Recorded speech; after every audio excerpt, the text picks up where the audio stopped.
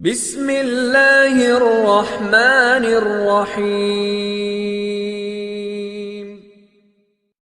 اعوذ باللہ من الشیطان اللعین الرجیم۔ بسم اللہ الرحمن الرحیم۔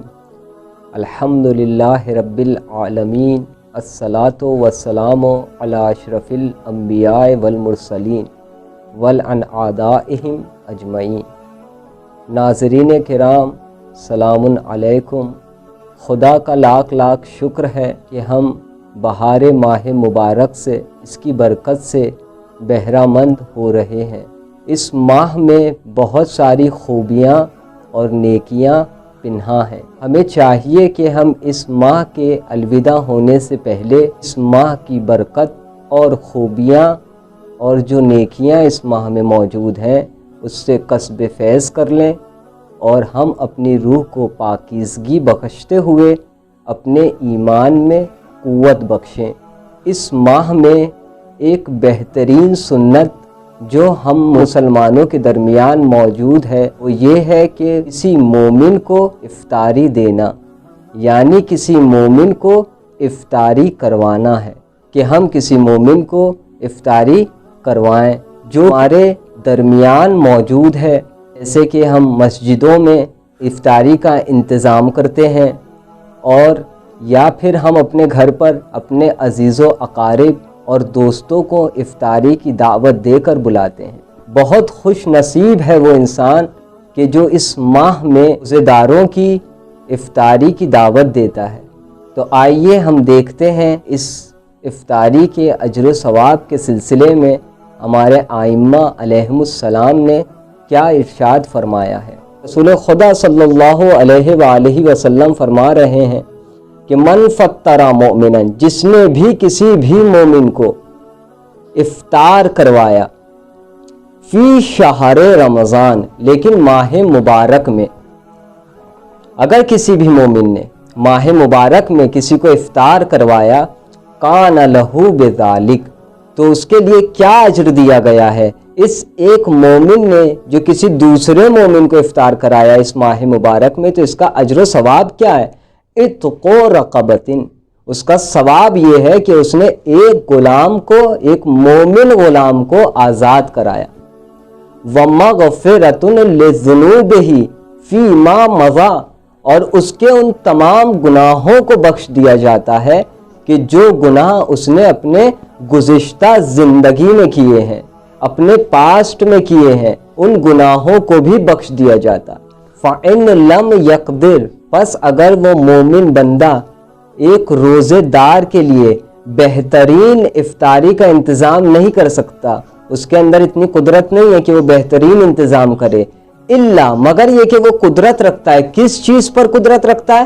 عَلَى مَضْغَةِ لَبَنٍ فَفَطَّرَ بِهَا الصَّائِمَ، فقط وہ اس چیز پہ قدرت رکھتا ہے کہ ایک گھونٹ دودھ سے وہ افطار کرا سکے، تو پس وہ ایک گھونٹ دودھ سے ہی افطار کروائے۔ اور شربۃ من ماء عذب، اور اگر وہ ایک گھونٹ دودھ پہ بھی اکتفا نہیں کر سکتا، اس کے اندر اتنی قدرت نہیں ہے کہ ایک گھونٹ دودھ دے، تو اس کو چاہیے کہ ایک گھونٹ پانی جو خوشگوار پانی ہو، اس پانی کے ذریعے سے اس مومن بندے کی افطار کروا دے۔ وَتَمْرٍ، یا پھر ایک کھجور کے دانے سے اس مومن بندے کی افطار کرائے۔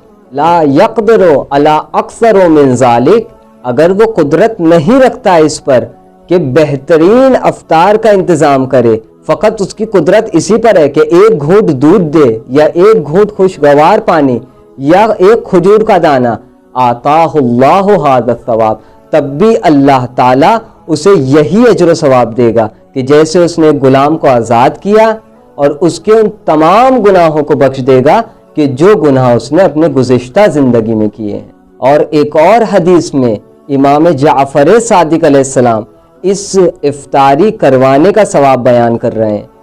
کیا بیان کر رہے ہیں؟